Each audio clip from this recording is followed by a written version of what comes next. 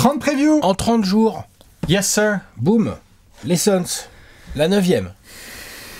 Suns dans le premier tiers. Il fallait bien suivre les Spurs avec les Suns. Bah ouais. Alex, les Spurs et les Suns sont en septembre. Sont en septembre les deux, tout à fait. Les Suns ont failli faire le cut. On n'est pas loin d'octobre. Hein. On n'est pas loin. Alors que les fans des Pélicans sont en train de se dire, mais quelle est cette matrice? Qu'est-ce qu'ils ont fait? Et si Zion... Ah là là là là là là, comme d'hab, vous irez voir évidemment le tableau des pronostics à la fin de cette vidéo, puisqu'il y a des petits trous dans le classement de la conférence. Je confirme. Attention, c'est pas parce qu'on fait votre franchise en septembre que ça veut dire qu'elle va forcément déconner, mais il y a de bonnes chances. Voilà. C'est bien résumé, j'aime bien. Est-ce qu'on avait un indice pour les Suns? Ouais, on avait un indice. Ah oui, c'était le premier sert à huer et le deuxième est au centre. Booker égale Suns. Et Léon, ce qui est voilà. Évidemment ici en bas, on applaudit très fort. Il y en a plein qu'on trouvait. Hein. Oui. Ah. Les gens sont chauds, hein. Les gens sont chauds. Moi-même, d'ailleurs, dédicace aux gens avec qui je suis parti en voyage trash talk qui m'ont offert ce magnifique maillot de Youssouf Nourkic pour ceux qui aiment l'humour. Vous aimez bien te troller sur les maillots, toi. Hein. Tout à fait, et figure-toi que même quand à midi il y a les vidéos qui tombent, eh bien, la première chose sur laquelle ils se concentrent, c'est essayer de comprendre l'indice. Donc il y en a qui étaient en mode que se passe-t-il aujourd'hui? Voilà. À tout hasard, il y a aussi 50 minutes de contenu autour, mais vous pourrez retrouver l'indice d'Alex évidemment à la fin de cette vidéo. Pour deviner quelle sera l'équipe de la preview de demain. La dernière preview de septembre. Ouais. C'est demain? Ouais. Ce qui est sûr, c'est que ce sont les 30 previews en 30 jours, la série préférée de votre joueur préféré sur votre chaîne YouTube préférée. Le marathon continue, on arrive bientôt au tiers. Et on est sur des équipes où on sait pas trop si ça joue le play-in ou la loterie, ou on sait pas, on va voir. Peut-être qu'on a une idée un peu claire sur nos amis les Suns. On a peut-être une idée un peu claire quand même. Hein. Peut-être une idée un petit peu claire. Comme d'hab, on fera les mêmes sections avec les pronostics. Avant ça, le Gérard d'Or, on aura une grosse question. Une grosse question de la mort. Il y a de quoi faire. Tout à fait. On ira dans le bureau de Jordan Hott. Eh oui, pour ceux qui... On ouvre bien les oreilles, parce qu'il y a des noms que vous connaissez pas trop qui vont débarquer. Voilà, Jordan Hott, on est curieux du coup. Hein. Exactement. Voilà. Il sera dans le tableau des arrivées lorsqu'on fera le marché de l'été. Il y aura plein d'autres sections, le coup dans la rétro, évidemment. Comme d'hab, les petits rappels en intro. Je vous rappelle que dans le premier commentaire de cette vidéo, vous pouvez foncer. Il y a du jeu concours de maillots dédicacés à gagner sur le compte Instagram de Trash Talk et de Parents Sport en ligne. Foncez là, franchement, en termes de niveau, c'est des beaux petits cadeaux. Maillot. Ah oui. C'est des beaux petits cadeaux. Là, on se régale. On se régale, donc voilà. Tout au long des 30 previews, vous aurez ça. Pour participer, c'est très simple, vous foncez. Je regarde s'il y avait d'autres choses. Ouais, non comme d'hab, Trash Talk, vous foncez. TTFL, ça va reprendre bientôt. Les Suns vont être... Je sais pas si ça sera un spot de TTFL, les Suns. Dans quel sens? Il y a un joueur qu'on pourra prendre. Sur les Suns. Il y a un joueur qu'on pourra prendre tous les mois. Ah, il y a un joueur que tu pourras prendre une fois par mois, a priori. Ça va me rappeler 2017 cette affaire. Ouais. Après, jouer sur les... Oh si, quand même. Je pense que les Suns vont être une cible. Ah ouais? Ouais. Eh ben, vous voyez, teaser du pronostic. On pourra bien se marrer. En tout cas, à titre personnel, je pense qu'il y a 2-3 mecs, quand ils vont croiser les Suns, je vais les prendre. Voilà. Oh non, but contre son camp. C'est pas grave. Double victoire. Puis TTFL et défaite. Exactement. C'est ce qu'il faut. Bien évidemment, on vous laisse vous installer et on va pouvoir commencer, je pense. Parce qu'après, dans les rappels, c'est comme là, vous les avez tous les jours. De toute façon, ça commence à y aller. L'application Trash Talk, la TTFL, la chaîne YouTube de Trash Talk, Parents Sport en ligne, etc. On va pouvoir démarrer. TikTok, site internet, tout ça. Aujourd'hui, c'est la journée spéciale Phoenix. Exactement, pour fêter le retour de Steve Nash. On en parlera. Voilà. Aïe. Malheureusement, il va pas jouer à la main. Il est senior advisor, mais ça, c'est un autre sujet. Est-ce que la théorie Mind the Game est validée? Il suffit de faire une année de podcast avec LeBron James pour retrouver un travail en NBA. Peut-être que ça va se vérifier. Merci JJ Redick et Steve Nash. Oui. Après, dans le cas de JJ Redick, c'est quand même le mec est devenu coach des Lakers. Là, Steve Nash, il revient un peu à la maison en légende dans un rôle de senior advisor. C'est pas le même challenge quand même. Hein.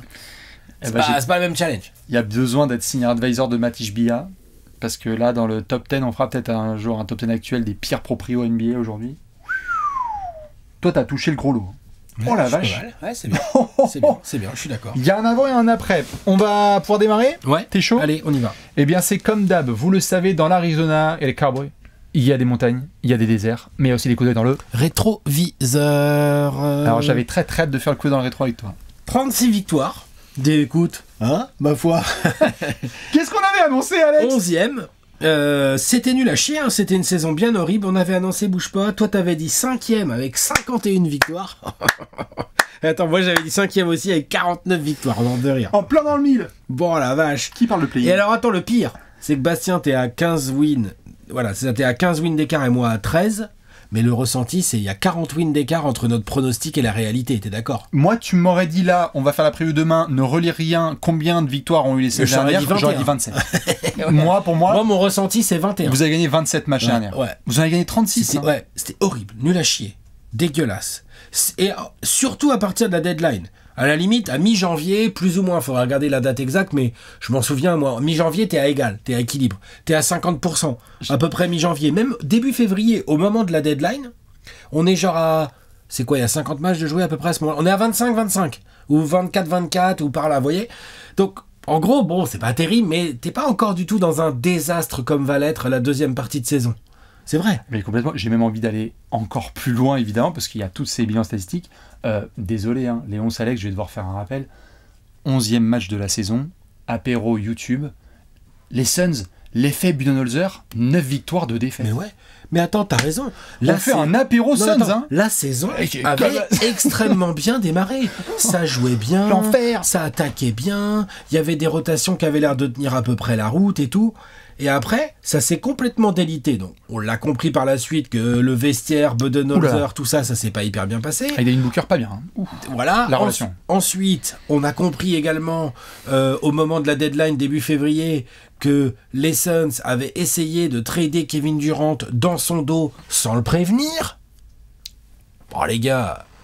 Bon, bah, Kevin Durant, vous savez, le joueur est immense, le bonhomme peut parfois, dans ses attitudes, être contestable. Mais là, par contre, moi, je comprends qu'il soit saoulé. Pas toi? Franchement, t'es Kevin fucking Durant, tu t'es All-Star, tu tournes à 30 points ou 27 points par match avec des pourcentages de fou malade, tu fais souvent gagner ton équipe et les types sont en train de te trader au calme, en essayant de te trader au calme dans des équipes où t'as pas forcément envie d'aller et en plus sans te prévenir. Non, franchement, Non, mais ça a été foutage de gueule. Tout à fait. En fait, je sais À partir de là, c'est devenu... Ah, c'est l'enfer. C'est devenu n'importe quoi. Il n'y Ouais. avait plus de groupe, plus d'équipe. Durant, il avait plus envie de jouer. Non, enfin. Bill, bon, est-ce qu'il avait envie de jouer depuis le début? On ne sait pas trop. Non, là, Booker, saoulé.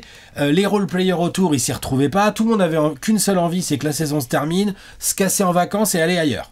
Grosso modo. 1, 2, 3, Cancun, ouais, tout à fait. Ce qui est assez fréquent dans les équipes, dont le leader notamment, le numéro 35, puis ça on y reviendra un jour. C'est vrai que c'est difficile. C'est vrai que tu as raison sur le ressenti, c'est quasi... Moi, quand je refaisais les notes, je me disais, attends, on a vraiment fait un apéro l'effet Budenholzer.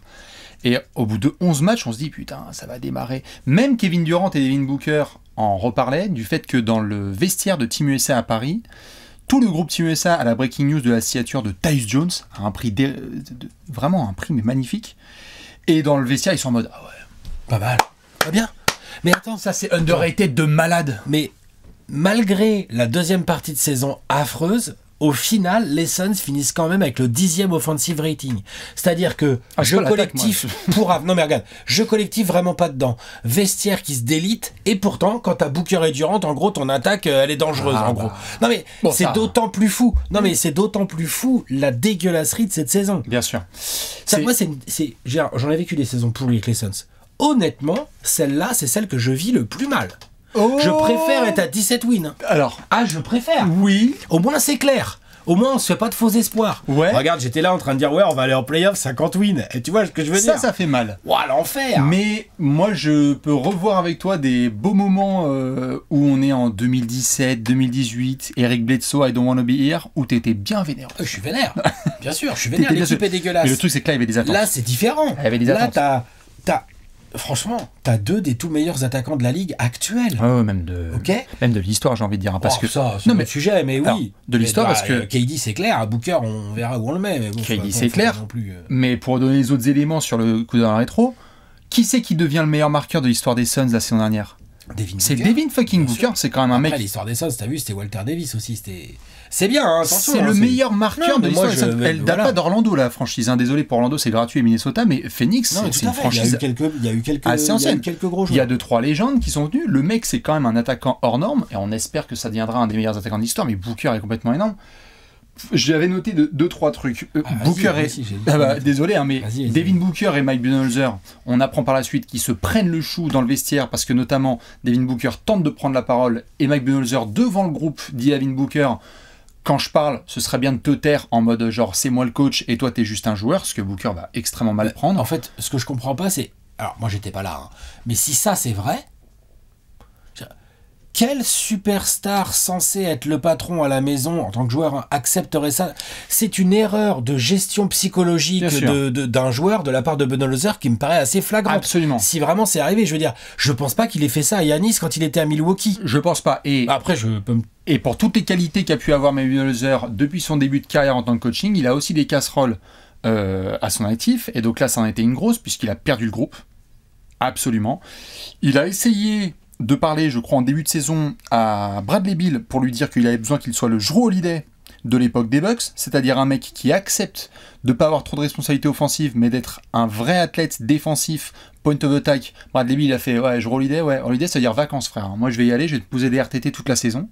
Ça a été horrible, il n'a pas du tout bien pris, Bradley Beal, ce truc-là. Bah ouais, mais bon... Mais en même temps, c'est ce qui aurait peut-être pu aider aussi les Suns Donc à se sortir. certainement que Budenholzer est fautif dans ce cas-là. Parce que je trouve que parfois il est un peu oublié. Bud, c'est vraiment un atroce retour sur les bancs, alors que quand il est arrivé au bout de 11 matchs, on était hyper contents. Atroce retour pour lui, mais visiblement, de ce qui ressort, c'est pas que de la faute des joueurs. Non. Mais c'est aussi, et au départ, parce qu'il faut remettre les choses dans leur contexte. Oui, on va critiquer Bud et on va critiquer le leadership de Booker ou de KD. Sauf Ryan Dunn et Ozzy l'attitude de bah, ils y peuvent rien, venait d'arriver. Mais dans les bonnes, tu vois, les rayons de lumière, rayons de soleil de la saison. Vite fait quand même. L'attitude de Bradley Beal ou les déclarations un peu déplacées et tout. Ok. Mais ce qu'il faut pas oublier dans cette histoire, tout part d'en haut. Mais oui. Tout part d'en haut. Décision catastrophique d'un management qui... On se demande si soit ils font exprès, soit ils aiment bien perdre du pognon, soit ils connaissent rien au basket, je sais pas en fait, mais bah, ça a l'air. Un enchaînement de décisions catastrophiques. Ça a l'air d'être plutôt quand même la gueule du proprio. Hein. Une mauvaise gestion de A à Z, un enchaînement de mauvaises décisions, beaucoup de précipitation, donc effectivement, au bout d'un moment, quand ça s'accumule, bah, ça se répercute, ça arrive jusqu'au terrain en fait. Ça arrive jusqu'au terrain. Moi, le coup d'essayer de trader Kevin Durant sans le prévenir en amont. Non, mais c'est genre, soit tu réussis ton coup et il est dégoûté Kevin Durant, mais au moins il est parti quoi. Il y a un trade. Mais en gros, ils ont fait ça, ils n'avaient pas vraiment de piste. Non, mais on va pas se mentir. La franchise, et on va reprendre dans une autre section, était un peu en roue libre depuis quelques mois. Il a suffi qu'il y ait un boulon qui pète pour que toute la machine se casse la gueule. Comme tu le dis bien, ça vient de tout en haut. Donc Matisse Bia est en train de prendre la couronne des pires proprios de la NBA en nous disant il y a 18 mois qu'il y a 29 équipes NBA qui envient son effectif. Spoiler, on va faire le marché de l'été, l'effectif il a changé.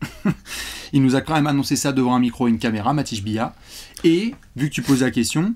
En effet, le management a fait des choix, mais ce sont des choix qui étaient notamment drivés par leurs propriétaires, puisque nos amis les managers, on va en parler dans une autre section, ils ont été aussi priés de prendre la porte. Je veux dire, la saison a été tellement atroce qu'il y a des changements à tous les niveaux. Effectif, staff, management. Et des changements où tu te fais rattraper par la réalité. On va en parler dans le marché de l'été, mais Ishbia et ses super génies autour de lui, là, bah, ils ont bien été obligés de se rendre à l'évidence. Merde, alors il va falloir rentrer sous le premier apron. Bah oui, bouffon. Putain, ça me rend ouf. 9 défaites sur les 10 derniers matchs. L'équipe, elle avait complètement lâché. Hein. Non, mais... Kevin Durant, de toute façon, c'est pas compliqué. Hein. Lui, ça s'est vu. Moi, j'ai regarde beaucoup de matchs des Suns. Hein. Ça s'est vu. Du jour au lendemain où il a appris qu'on essayait de le trader dans son dos, il jouait plus au basket. Il n'avait plus rien à branler. Il n'avait plus rien à branler. Ouais, il y avait des highlights, mais dans la mauvaise manière d'en parler, c'était lui et Mason Plumlee qui s'entendent pas sur des couvertures pick and roll et KD est là genre... Vas-y, c'est mec, sort sur les écrans, il y en a plein le cul. Aucune pression sur le ballon, gelant, défense atroce, tout le monde qui quitte. Et donc c'est vrai que ça nous mène vers cette phrase qui semblait imprononçable à la fin de la saison. Mieux vaut être fan des Blazers que d'être fan des Suns. Tu sais, on a parlé sur la fin de la régulière, on se disait Portland ça montait comme ça et Phoenix c'était mais j'ai eu de la peine pour toi et les fans de Phoenix parce que c'est on en verra d'autres. Hein. Oui, tout à fait, mais c'est vrai que qu'est-ce qu'il y a de pire que d'avoir des attentes et d'être ventre mou horrible. Ouais, et puis c'est pas comme si, après je souhaite pas de blessure aux joueurs, mais c'est pas comme si genre y a un joueur hyper important qui s'était fait les croisés et puis bah ouais c'est comme ça, malheureusement ils ont pas eu de peau, l'infirmerie, tout ça, tu vois. Il n'y a pas d'excuse. Non, non. C'est de la gestion catastrophique avec, voilà, un coach qui a raté son retour, des leaders qui n'ont pas été à la hauteur, hein, parce que, voilà, ok, Booker, peut-être Budenholzer lui a mal parlé, mais gros, faut aussi, tu vois... Genre après, je doute pas un instant que Booker, il aime les Suns et il aime Phoenix, hein, ok, mais à un moment donné... Tu vois, faudra aussi. Non, mais faudra bien aussi. sûr, J'espère qu'il a, pendant l'été, il a fait sa petite introspection, comme on dit, et qu'il revient, et qu'il a compris de toute façon avec l'effectif qu'il va avoir autour de lui, il va pas avoir le choix. J'ai envie de dire, normalement, dans ce genre de situation, t'as que deux chemins. Soit t'as des équipes qui disent, bah tout va bien, on conserve, et là t'as juste envie de balancer ta tablette. Soit il y a des équipes qui disent, c'était vraiment de la merde objectivement, il faut qu'on change tout. On pète tout, ou presque. Et là, c'est ce qu'ils ont fait. Non, mais là, c'est ce qu'ils ont fait. On va aller faire un tour sur le marché de l'été. Clairement, ils ont fait pas un rebuild, mais une retool. Ben non, parce qu'ils ont gardé Booker. une déconstruction. Non, mais un vrai rebuild aurait été de trader Booker. Oui, bah, un vrai. Non, si. Oui, bah on verra. C'est pas tout à fait pareil. On verra. Ça va peut-être arriver, mais là, je te parle de ce qui s'est passé cet été. Oui, bien sûr. Oui, tout à fait. On va regarder tout ça ? Ouais. Et bah allez, c'est parti tout de suite pour le marché de l'été. Le gros tableau. N'empêche qu'en termes d'arrivée et départ, il y a du monde. Hein ?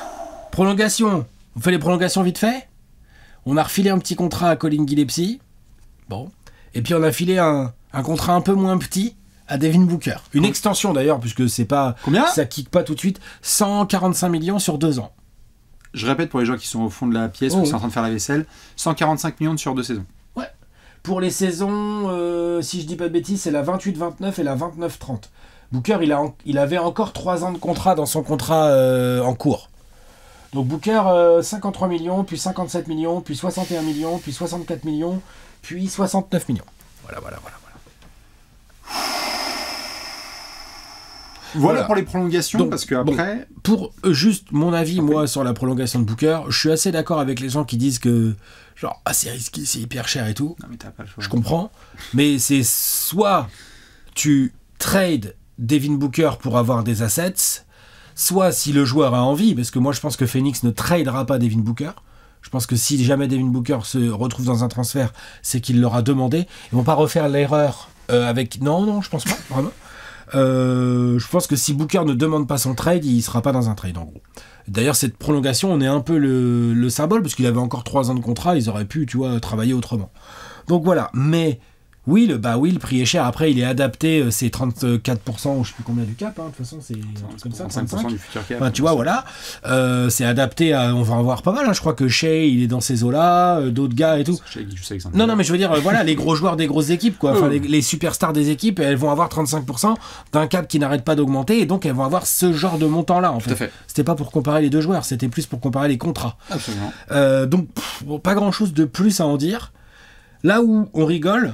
Et là où ça commence à être rigolo, le marché de Phoenix, c'est quand tu compares les arrivées et les départs.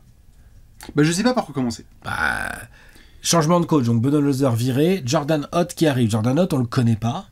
C'est un assistant aux Cavs.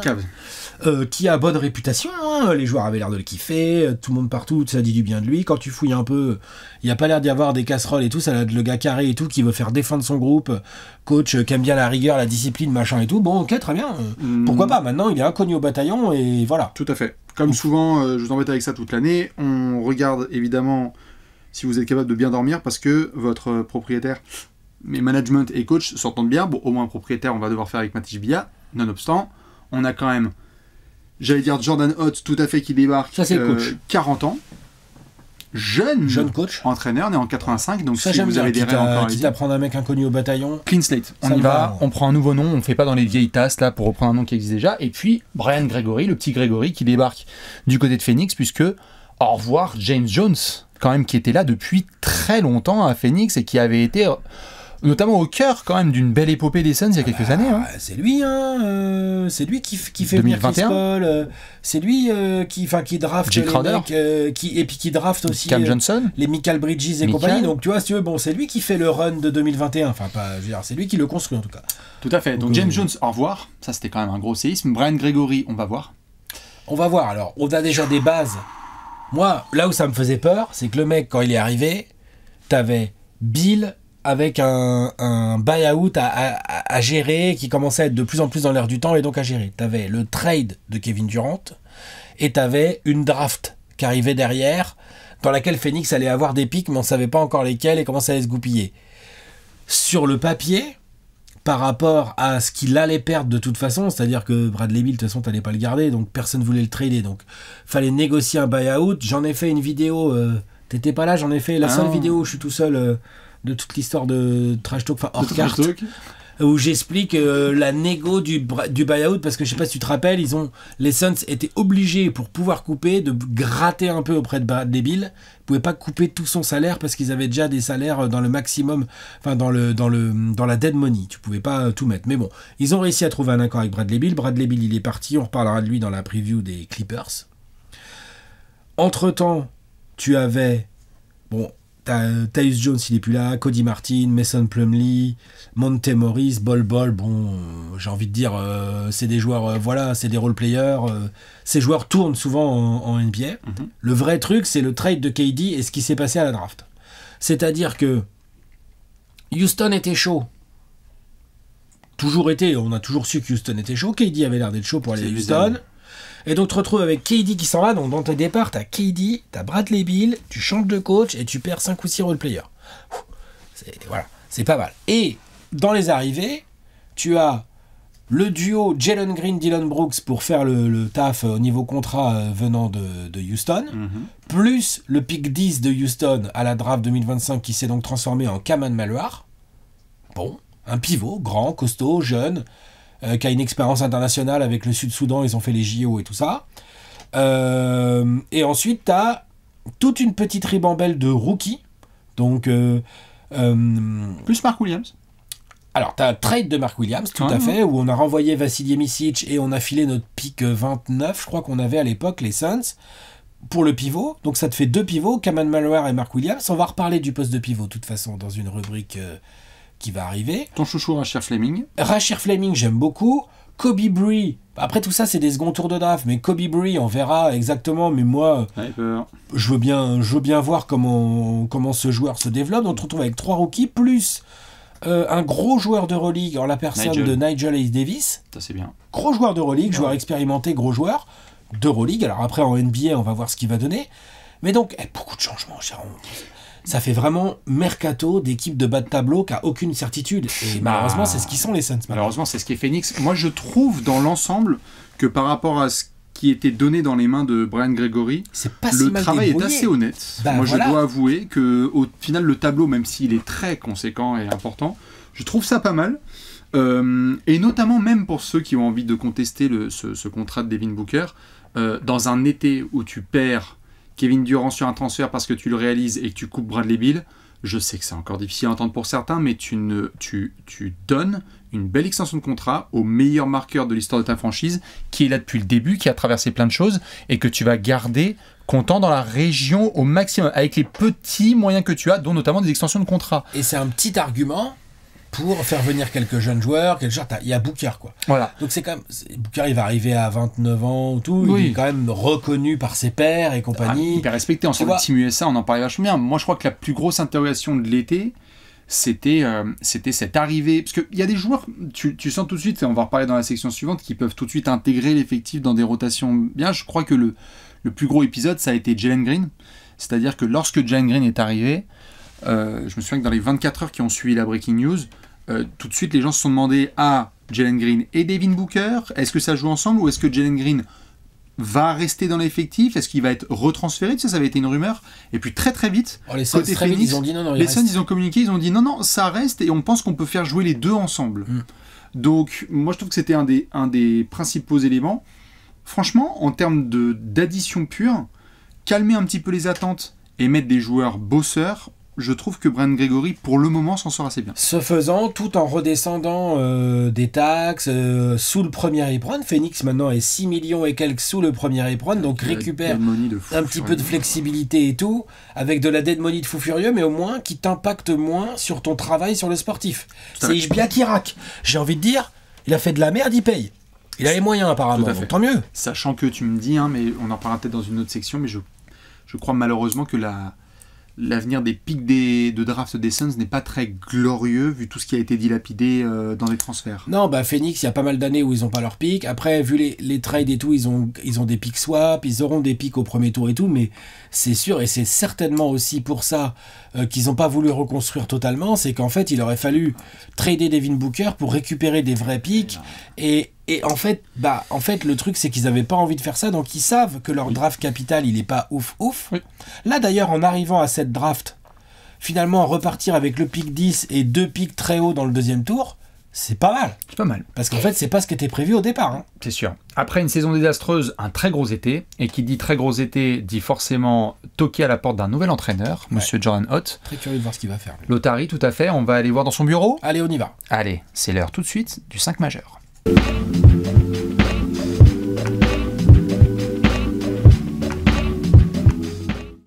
Le 5 majeur. Le 5 majeur. Avec un meneur, un arrière, un ailier fort et un pivot. T'es sûr qu'il y a un meneur ? Ouais, t'inquiète. On va montrer le gros visuel. Mon Léonce, merci. Avec donc l'effectif des Suns dirigé par Jordan Hott. Alors, m'en voulez pas s'il manque certains noms du training camp, mais on a un semblant de potentielle rotation, un banc et la question protocolaire. Combien il y a de verrous dans ce 5 majeur, Alex ? Honnêtement, pour moi, il y a 5 verrous. Pour moi, il y a un 5 majeur. Au moins, celui qui va démarrer la saison, on a une bonne petite idée déjà. Allez, le backcourt. Backcourt, Booker, Green. Devin Booker et Jalen Green qui vont jouer ensemble, comme je le disais dans la section précédente, ça a été confirmé, ils veulent que tous les deux soient les ball handlers, porteurs de balles, on va être là et ça peut jouer ensemble. Mark Williams sera le pivot titulaire au moins en début de saison, jusqu'à temps qu'il aille voir l'infirmerie peut-être. Voilà. C'est ce que disent les mauvaises langues, mais il y va quand même souvent. Donc Désolé les Hornets, je sais qu'ils faisaient partie vraiment de l'ADN de cette franchise. Ça doit être triste à Charlotte. Les fondations des Hornets sont décimées, mais voilà, c'est compliqué. Il est à Phoenix. Et quand même, à garder, ils ont drafté, comme tu as dit, Kaman Malouak, donc peut-être en formation, voir si Malouak sera par la suite le starter. Et pour l'instant, Nick Richards, il fait toujours partie de l'effectif. Ouais. Et Ozo Ighodaro, même si je sais, il peut se décaler un peu en 4, est quand même, à mon sens, plus un pivot à la base, donc ça fait beaucoup de pivots. Pour une équipe qui manquait de taille, maintenant il y a de la taille, il y a du pivot. Ils avaient dit on veut de la taille, bon bah c'est vrai que là tout d'un coup il y a du monde là maintenant. Est-ce que si on a 2 ball handlers avec parfois un côté aléatoire défensif, on se mettrait pas 2 spécialistes sur les postes 3 et 4 ? Dylan Brooks et Ryan Dunn. Dans les ailes, les deux sont des postes 3 plutôt à la base, mais ça va bricoler, ça va se débrouiller. Face à certains 4 de grande taille, ça sera un peu chiant. Mais bon, dans ce cas-là, ils auront l'occasion peut-être de tester Fleming ou du Ace Davis, justement, qui est plutôt un 4, hein, Nigel Ace Davis, je pense. Qui va être un 4 potentiellement 3 en NBA, mais ne sera pas 5 ou 2, hein, je le confirme. Malheureusement, et c'est pour ça qu'on est aussi en septembre, no spoiler pour le pronostic, on va passer au banc. Ah bah ça c'est complicado, hein. C'est-à-dire que sur le banc, donc t'as un backcourt Booker, Jalen Green. Bon, c'est surtout sur le backcourt. Qu'est-ce que t'as, quoi? Grayson Allen, à la limite, s'il fait une résurrection, je veux bien y croire. Voilà. Parce que c'est quand même un bête de backup à la base. Mais c'est un spot-up shooter, c'est pas forcément un porteur de balle. Par contre, ça peut être un très bon shooter, tout à fait, et défenseur tout à fait honnête. Non, alors moi je suis très content, Grayson Allen, ça me va tout à fait. C'est ma seule vraie option. Mais exactement, parce qu'après sinon, Jordan Goodwin ou Colin Gillespie, on les aime bien, on les aime beaucoup, ils vont mettre de l'énergie dans le délire. Mais ça va être compliqué quand même. Donc ça, c'est un vrai sujet. Le usage rate de Booker et Jalen Green, ça va être énorme. Ouais, ça va être énorme. Donc on se dirige vers du point book, parce que j'aime bien, on me dit, ouais, Jalen Green, ball handler et tout. Ça va être Booker, beaucoup avec la balle. Jalen Green, un peu avec la balle, il va avoir des systèmes pour lui, et notamment quand Booker se reposera un peu sur le banc. Je pense que si je suis Jordan Hott, c'est le premier truc auquel je pense. Comment j'organise mes rotations pour quand même avoir Jalen Green sur le terrain quand Booker est en train de se reposer. L'équilibre sur le front de courte est un peu meilleur en termes de joueurs, c'est-à-dire que t'as Brooks, Dunn et mettons Mark Williams, t'as du Royce O'Neal, t'as Nigel Ace Davis ou du Rasheed Fleming. Je suis pas en train de vous dire que je suis en train d'être surex par cette équipe, mais c'est un peu mieux comme... c'est mieux équilibré sur le papier. C'est mieux équilibré, t'as des vrais joueurs. Sur le papier. Voilà, sur le papier, tout à fait. On a besoin et t'as des pivots, donc comme on l'a dit. Bien sûr, on a besoin de voir... Parce qu'il y a beaucoup de what if. C'est-à-dire, il faut que Nigel Davis, en qui on croit, a de l'expérience, mais fasse une bonne transition NBA. Il faut que Rasheed Fleming devienne un rookie qui tout de suite face à la Il peut transition. tenir 15 dans un minutes sur rôle. le terrain Tout à fait, 3&D qui peut défendre sur le terrain. et mettre ses 3, ouais. Il faut espérer que Royce O'Neal ne fasse pas une rechute, parce que l'autre, parfois, à Utah, c'est incroyable, et puis parfois, ça rechute, et puis parfois, ça remonte, et puis à Brooklyn, et puis après à Phoenix. Et, allez, on espère qu'il y a des restes, soit sur Nick Richards, soit sur les débuts prometteurs de Kevin Malouak, mais le banc, moi, c'est quelque chose qui me fait, j'avoue, très peur avec les Suns, c'est que t'es à une vilaine blessure d'être shortissime, quoi. Ah ouais? Moi, il y a le 5 majeur aussi. Hein. Moi, le 5 majeur, il fait très peur aussi. Hein. Non, mais je veux dire, t'as un des meilleurs scoreurs de toute l'ennemi dans ton 5 majeur, avec un des meilleurs défenseurs de toute l'ennemi dans ton 5 majeur. Ouais. Ce sont deux éléments. Ça fait que 2 joueurs. C'est plus que le Jazz. C'est tout ce que je veux Ah dire. oui, ah bah d'accord, ah bah tout de suite, oui, bien sûr, évidemment, ça c'est sûr. Hein, mais c'est pas pour rien que le Jazz, on leur a mis 8 victoires et qu'on les a mis derniers de l'Ouest. Hein. Oui. C'est pas pour rien, non mais tu vois, Bien genre... sûr. Non, mais c'est juste que ce que je veux dire par Moi là, je c'est trouve que le 5 majeur est faible. Hein. le 5 majeur est faible, et encore une fois, on va rentrer dans les trucs de l'Ouest qui sert de punching bag. Mais T'as pas de vrai poste 4, t'as pas de vrai meneur. Ok, Non. Booker, en fait, Booker à la main, point book là, le fameux, franchement, à l'époque où il l'a fait, il n'était pas forcément tellement mieux entouré qu'aujourd'hui. Et on sait qu'il est il capable. était moins bien entouré. Hein, C'était atroce. voilà. Donc là, on sait qu'il est capable. On sait que il va trouver des bonnes solutions. On sait qu'il sort bien les systèmes et qu'il est capable de distribuer des passes et d'être finalement assez altruiste pour un mec qui quand même à la base est scorer first, comme on dit quoi. Oh, non, Tu vois. Et donc ça se trouve Booker qui tourne à 7 passes d'ess. Tu vois, genre, c'est tout à fait envisageable. C'est pas ce qui me travaille plus, c'est l'équilibre du reste. C'est-à-dire que est-ce que ce groupe peut vraiment défendre? Ouais, t'as Dylan Brooks et puis Ryan Dunn qui ont montré des choses, mais les autres joueurs, comment ça va se passer? Genre Mark Williams, c'est pas une assurance tout risque en défense. Hein. Je te confirme, Attention, hein. mais tu vois, Il prend des rebonds, mais bon, par rapport à la saison dernière, l'équipe était 28e défense de la ligue et 10e attaque. Je pense que la chute offensive que tu vas vivre va être compliquée, mais j'ai plus confiance. Pas de chute défensive, hein, vu qu'on était 28e. Mais j'ai plus confiance en l'amélioration défensive vu le personnel qui a été mis en place. Donc je suis pas en train de dire que vous allez jouer en mi-mai, hein, je pense que là-dessus on est d'accord, mais je trouve que si vous êtes par exemple la 20e attaque ou 22e attaque de NBA, mais que tu deviens la 17e défense, ou la 20e défense, tu peux aussi être 25e attaque, 25e défense. C'est une équipe de merde. C'est ce qui fait qu'on est en le 5 septembre. majeur, moi je le trouve faible. Je trouve que défensivement c'est bien joué. Défensivement, il y a des joueurs qui vont mettre de l'énergie et qui vont essayer de se motiver. Même les Booker et les Green, ils peuvent être tout à fait honnêtes en défense sur des meneurs, tu vois. Genre, ça peut le faire dans les ailes, ça va tenir et on verra au pivot comment ça s'organise. Mais ça va être faible offensivement et ça va pas non plus être un cadenas défensif, Non, en fait. C'est ça que je veux dire. Donc, Du bon boulot pour un coach rookie. t'as le coach rookie qui a du boulot, mais ça on verra lui comment il a envie de jouer et ce qu'il va mettre en place. Ça se trouve il va nous surprendre, ça se trouve Jalen Green, il y aura beaucoup de choses autour de lui avec du Booker sans ballon et tout. Moi je suis très intéressé pour voir ce qu'il va de voir ce qu'il va pouvoir mettre en place.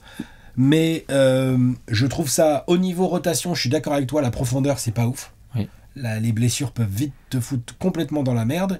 Et en termes de talent, bah, je trouve pas ça ouf non plus. En fait. Non, C'est bas, c'est faible. La bonne nouvelle, c'est qu'il y a des attentes hyper basses. Donc pour Jordan Hott, il débarque dans un coin, en fait, on va lui dire, à partir du moment où tu fais 3 semaines de kumbaya dans le vestiaire, t'as tapé la semaine dernière. Ça, c'est bien.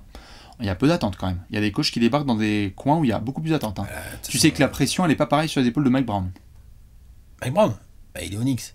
Tout à fait. La pression n'est pas la même. Non, mais je veux dire, il n'a pas les mêmes effectifs non plus. tout à fait. Mais Jordan Hott, pour un coach rookie, va débarquer dans un cadre où il peut quand même, on va lui autoriser à faire des erreurs. C'est pas David Adelman qui reprend les Nuggets à 15 jours des playoffs. On est d'accord. Et voilà. Où les attentes sont quand même un peu sérieuses. C'est complètement différent. On est d'accord.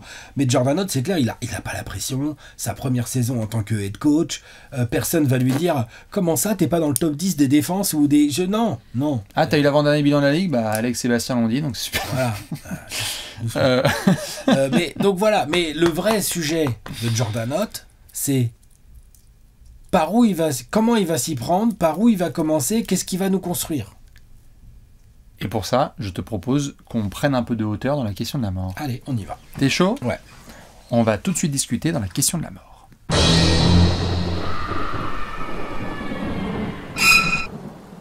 La question de la mort. La pregunta de la muerte, comme on dit chez los Suns. Los Suns. C'est quoi la question de la mort?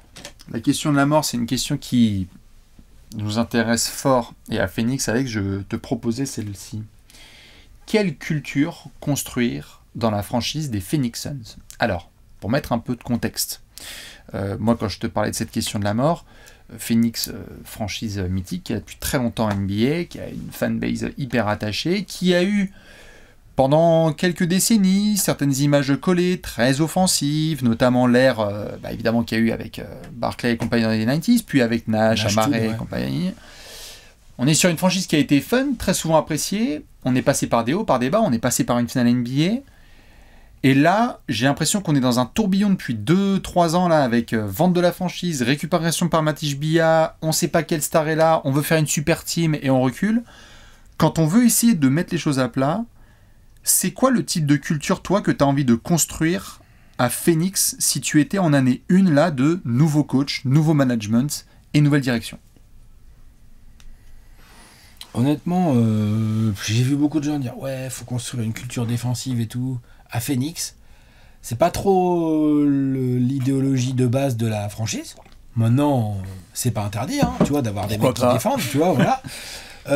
Vu le niveau là, tout de suite, des joueurs qui sont disponibles pour la saison qui arrive, je pense qu'il faut travailler sur 2 choses, et j'ai bien aimé parce que Jordan Hott, il en a parlé. Il a parlé de mouvement de balle. Et il a parlé de jouer vite, en se basant sur des mecs qui défendent dur. Il sait où il arrive. Des mecs qui défendent dur. Mais il a parlé de mouvement de balle et de jouer vite. Pour jouer vite, il n'y a pas à tortiller du cul. Faut essayer d'un peu bien défendre. Et surtout, faut avoir les rebonds pour jouer vite. C'est la base du truc. Donc, bon, pour ça, ils ont pris des pivots. On verra ce qu'ils donnent. Ils ont des ailiers qui sont pas si dégueulasses que ça au rebond. Même le back court, en fait, peut venir t'aider au rebond et tout. Donc, pourquoi pas. Ensuite, le mouvement de balle, ça c'est un travail collectif, c'est du travail tactique, c'est des systèmes à mettre en place, c'est toute une philosophie à mettre en place. On a vu, là les dernières années, on a vu Rick Carlisle mettre en place un mouvement de balle de motion offense. Voilà, on a vu Mike Brown faire des trucs incroyables, on verra ce qu'il fait avec les Knicks, mais des trucs incroyables je trouve avec les Kings, le Princeton offense, là tu vois, les cuts permanents et tout machin. Est-ce que c'est à ce genre de truc là que Jordan Hott pense pour de l'attaque? Pourquoi pas. Il a dit aussi il a sous-entendu aussi qu'il aimerait bien que les grands montrent le plus de mobilité possible. Ça veut dire qu'il compte sur eux sur du jeu en transition, semi-transition. Tout ça avec un vocabulaire de jouer dur. Ça fait beaucoup. C'est-à-dire que est-ce que les Suns devraient pas au moins se concentrer sur un point d'abord, quoi. Il va y avoir Booker au milieu de tout ça parce que Booker va avoir énormément de ballons en main. Ok, Jalen Green aussi, mais Booker quand même d'abord. Qu'est-ce qu'on construit autour de Devin Booker? En attaque déjà. Défendre. Va falloir que tout le monde s'y colle. Dillon Brooks et Ryan Dunn sur les meilleurs extérieurs adverses. Le pivot, faut qu'il protège. Et puis on part de là et on se donne et on voit s'il y a un vrai goût collectif déjà, de la rigueur et de la discipline qui se mettent en place. Mais attaquer. Tu peux pas avoir juste Devin Booker et lui faire des écrans, quoi. Les équipes, elles vont le doubler et tout. Comment tu joues? Comment tu joues? Quels sont les joueurs qui sortent du lot? Qu'est-ce que tu as envie? Est-ce que, bon, là, par exemple, tu vois, on n'en a pas trop parlé dans la rubrique d'avant, dans le 5 majeur, mais c'est pas non plus la fête du sniper, hein. T'as parlé de Royce O'Neal et des montagnes russes.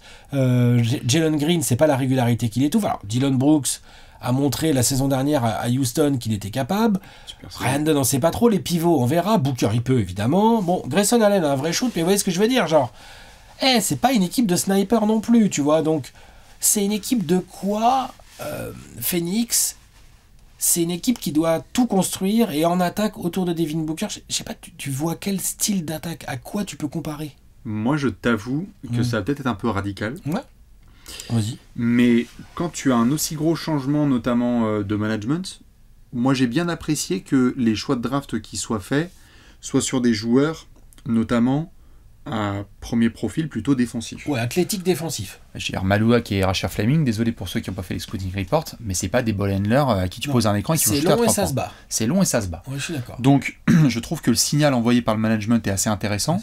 C'est de dire, oui, on sait, Phoenix, ça galope, ça cavale et c'est des Mustangs. Tu peux défendre fort et essayer de courir après derrière. Hein. Mais on peut essayer tout à fait déjà de, premièrement, bien défendre. Parce que, on l'a vu, mesdames et messieurs, avec ce qu'on avait réussi à mettre en place avec Mikal Bridges, avec Cam Johnson et avec feu à l'époque, et les fans des Lakers croisent les doigts, DeAndre Ayton en drop, on avait réussi à construire une défense qui était finaliste. Enfin, c'était une défense qui était très intéressante. C'était une super défense. Jay Crowder et tout. Voilà. Donc il y avait une culture telle qui avait été construite. Moi, ce que je ne sais pas, c'est...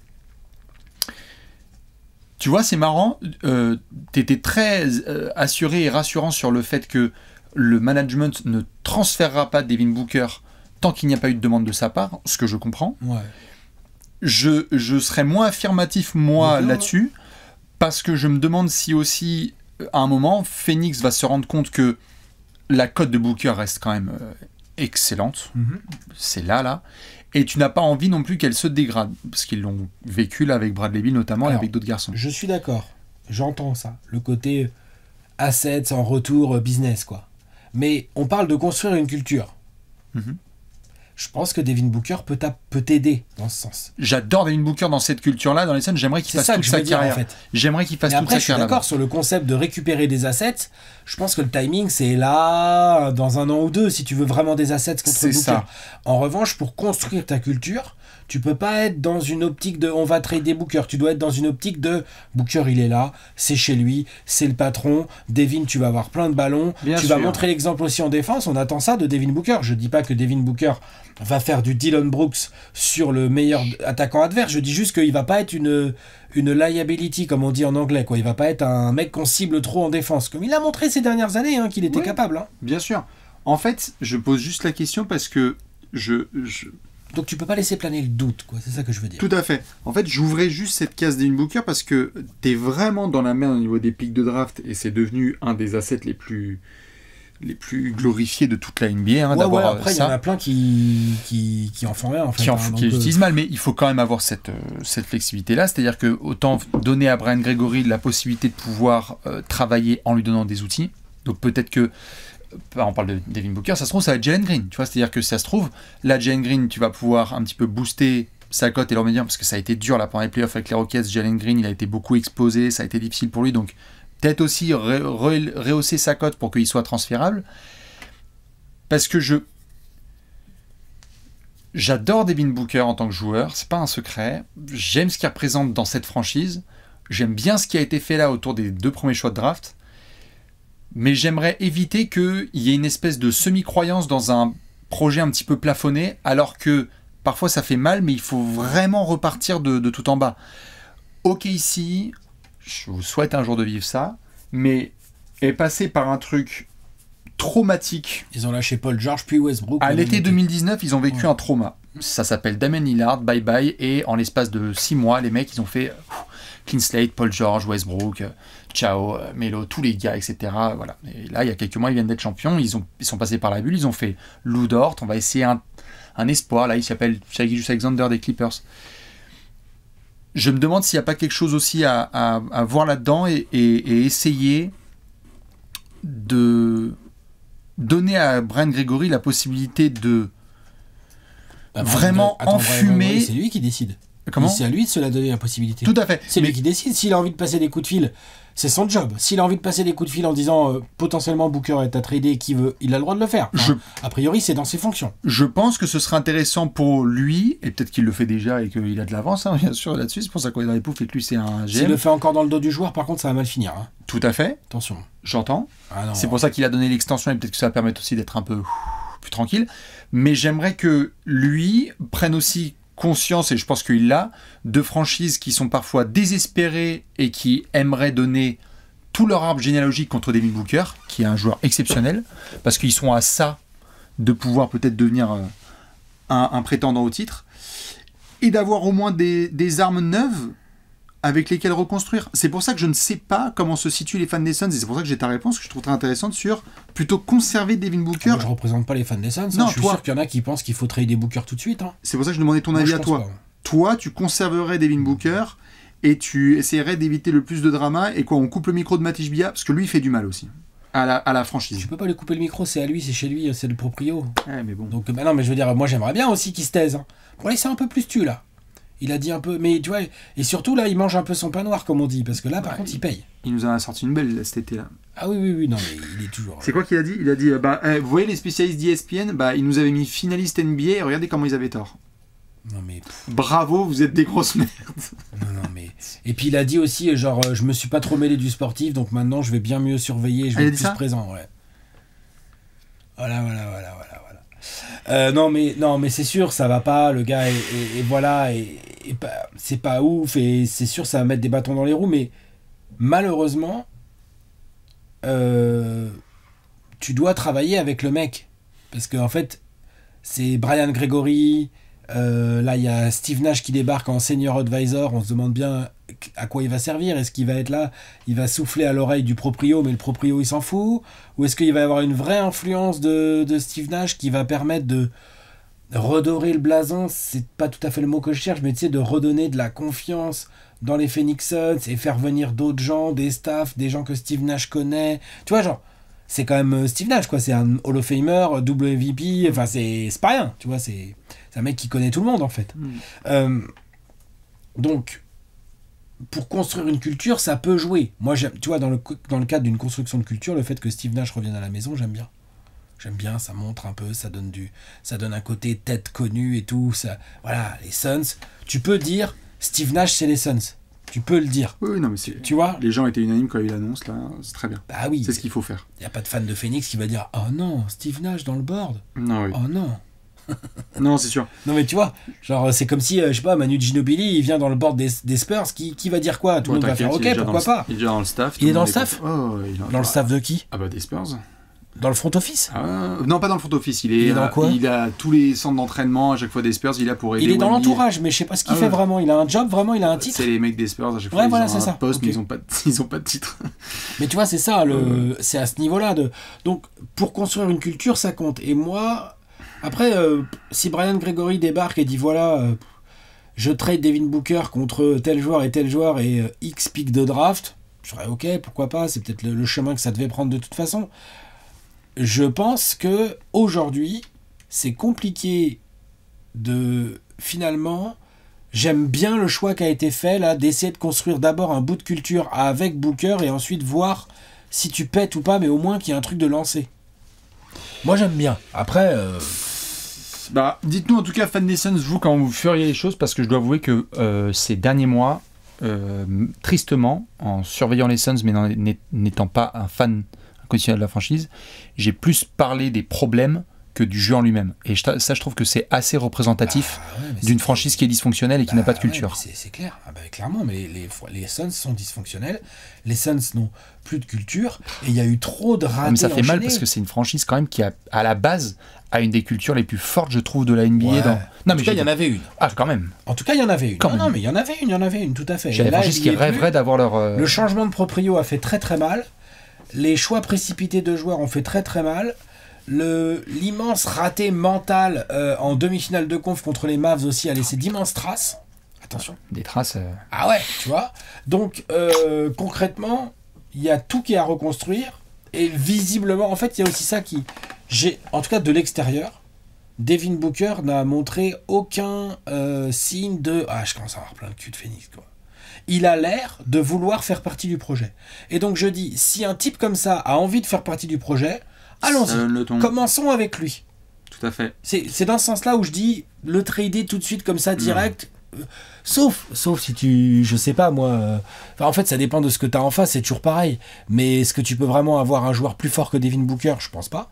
Enfin, je vois pas qui va te le filer. Non. Et est-ce que tu peux avoir une contrepartie avec je sais pas combien de pics et tout? Oui, sûrement. Mais pour faire quoi après? Pour faire un immense tank et espérer bien drafter? Je sais pas si je serais tellement plus serein. Hein. Je comprends.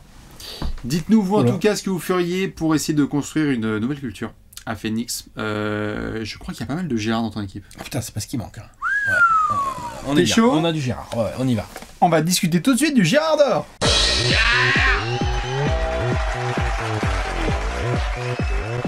Le Gérard d'or. Le Gérard d'or. Alex, le backflip. Ah oui, tu te trompes pas sur les Suns. Non, sur les Suns, ça passe. Oh, c'était propre. C'était mal lancé, mais bien attrapé. Allez, dans cette section, c'est très très simple. Non, il n'y a pas de souci. Dans cette section, c'est très simple. Vous savez, le Gérard d'or, on va cliquer sur les Suns ou pas cette saison. Et il y a un joueur qui va nous faire cliquer sur les Suns. C'est qui ton Gérard d'or? J'ai hésité. Je voulais prendre Jalen Green, mais en fait, Jalen Green, je vais attendre. C'est un Gérard dans l'âme, mais je vais prendre un vrai facteur X en Gérard d'or. C'est Ryan Dunn. jeune joueur qui était rookie l'année dernière, qui a proposé des choses vraiment très intéressantes en tant que rookie. Moi, un des trucs où j'en veux le plus à Budenholzer, c'est que j'ai jamais compris l'utilisation de Ryan Dunn par Budenholzer. J'ai pas compris. Je vois pas le délire. Donc ça vraiment, alors que s'il y a bien un truc évitant, c'est que le gamin, il se bat, il est athlétique, il a le goût de la défense, et alors il est archi compatible avec Devin Booker. Et avec Jalen Green, hein, qui est dans un profil un peu similaire à Devin Booker. Je suis pas en train de dire qu'ils ont le même niveau. Je dis que les profils sont similaires. C'est des arrières qui aiment bien porter la balle, qui peuvent bien dribbler, créer leur shoot et tout machin. Ryan Dunn colle très bien à jouer à côté de ce genre de gars. Et donc, défensivement, évidemment qu'il y aura des gars comme Dylan Brooks, où on verra qui sera mis au pivot, et ça sera très important pour la défense des Suns, mais le boulot que sera capable d'abattre Ryan Dunn va être très important. J'ai confiance en lui pour le faire. Le truc sur lequel je l'attends, c'est quel genre de progression il va nous montrer au tir. Il a bossé, il n'a pas bossé, ça rentre un peu. Si ça rentre un peu de la part de Ryan Dunn, tu as vraiment un 3&D en devenir de belle qualité, qui lui aussi pourrait soit devenir une pièce maîtresse de l'équipe, soit devenir une pièce intéressante dans un futur trade, puisque si on suit ce que tu disais, si tu commences à trader des Devin Booker, ah bah tout le monde est transférable en fait après derrière à Phoenix, hein, tu vois, genre c'est pas, tu trades pas Devin Booker pour dire ah non, pas Ryan Dunn. Sur tu le vois corps que Kevin Durant. Tu vois, donc du coup développer Ryan Dunn, ça peut vraiment être un des éléments clés de cette saison pour le jeu, défensif évidemment, mais offensif également. S'il commence à mettre ses 3 points, t'as plus la même attaque. S'il commence à montrer, genre, si toi et moi on est là en janvier, on dit bon, les Suns comme prévu c'est pas ouf. Par contre, Ryan Dunn, il a une bonne petite gueule de vrai joueur de rotation / titulaire en NBA, tu vois, sur les postes 3-4. Ça sera déjà une petite victoire en fait pour. Il a fait sur Yannis hier soir. Voilà, pour les Suns, pour Ryan Dunn et tout. Puis t'as vu l'autre jour, il était sur le meneur et puis là, il était. Enfin, tu vois, genre, il a ce profil. Il a ce profil. Je pense que sa qualité de shoot va être un des éléments clés. Et deuxièmement, ça va être son aptitude à s'adapter aux besoins défensifs de l'équipe. Il est encore très jeune et je pense qu'il y a des soirs où on va lui dire bon, alors Jalen Green il fait connerie sur connerie, ça serait bien que tu te mettes sur Anthony Edwards. Et puis le soir d'après on va lui dire bon, alors on joue les Rockets, donc en fait on aimerait bien que Kevin Durant, pour se venger, il nous en mette pas 58, donc tu vas défendre Kevin Durant, tu vois. Voilà. Et puis après-demain, il y a les Knicks, ça serait bien que tu te fasses Jalen Brunson. Voilà. Et ça, pour un jeune joueur, c'est beaucoup de tactique, de choses à ingurgiter et tout. On va voir où il en est, Ryan Dunn, mais c'est pas un petit challenge, c'est un vrai facteur X de la saison des Suns, lui. Hein. Ouais, vraiment. Un des petits rayons de soleil de dernière quand même. Hein. Ouais. Il a fait plaisir. Et en plus, il pourrait être formé par un super vétéran. Ouais. Qu'est-ce qu'on a ? Dylan the Villain. Monsieur Dion Brooks. Je rappelle évidemment aux copains-copines qui partent avec nous pour le voyage Trash Talk 2026 qu'on ira voir un très beau Rocket Suns.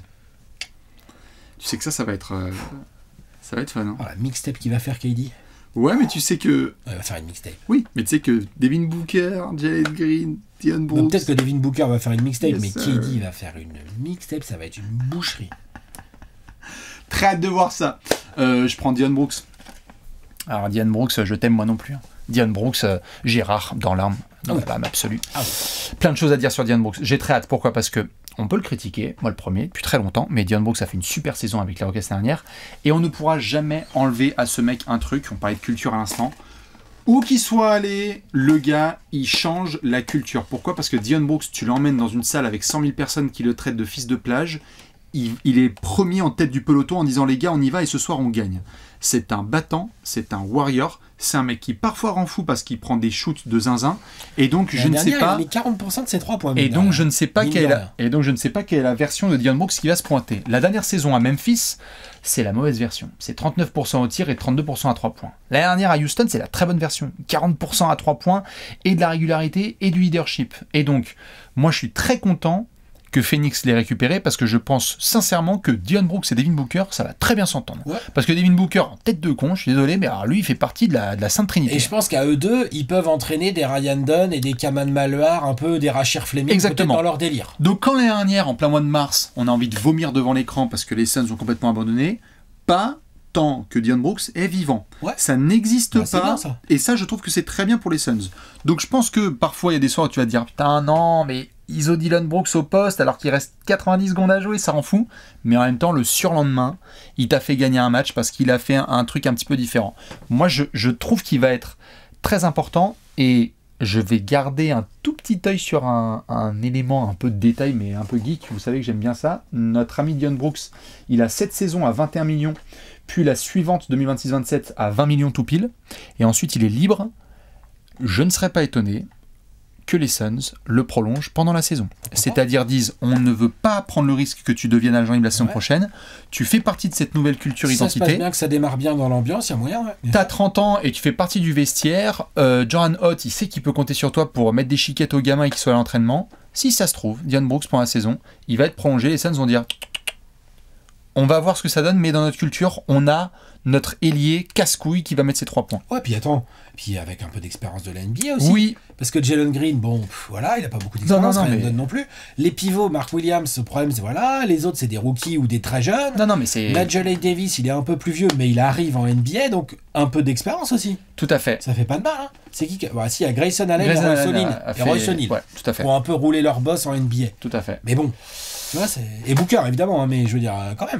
Très hâte de voir Monsieur Dillon Brooks, qui va nous régaler, évidemment. Over-under 8 bastons avec Dillon Brooks. Ça va te faire du bien, ça aussi, un petit peu. Hein moi, je suis chaud, hein, Dillon Brooks. Moi, quand on m'a dit il est dans le trade de KD, moi, j'étais là, genre, bon content. Content. Tu vois, genre, j'étais limite plus surpris de le voir lui, que de voir Houston le lâcher lui, que de voir Houston lâcher Jalen Green, moi. Bien sûr. Perso.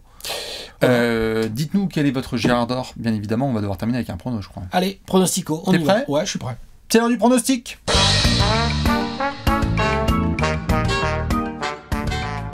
Pronostic time. Pronostico. Qu'est-ce qu'on a ? Dans cette section, c'est très simple, on vous annonce l'avenir. On a été très bon avec Alex. La semaine dernière, on avait 15 wins de différence avec la réalité. Si vous voulez de l'expertise, vous avez juste à attendre dans quelques secondes. Avant ça, on fait des rappels. Ouais, bandeau jaune qui s'affiche en bas de votre écran. Si vous n'avez pas 18 ans, vous ne pouvez pas parier, vous ne pouvez pas participer à des jeux d'argent, paris sportifs et compagnie.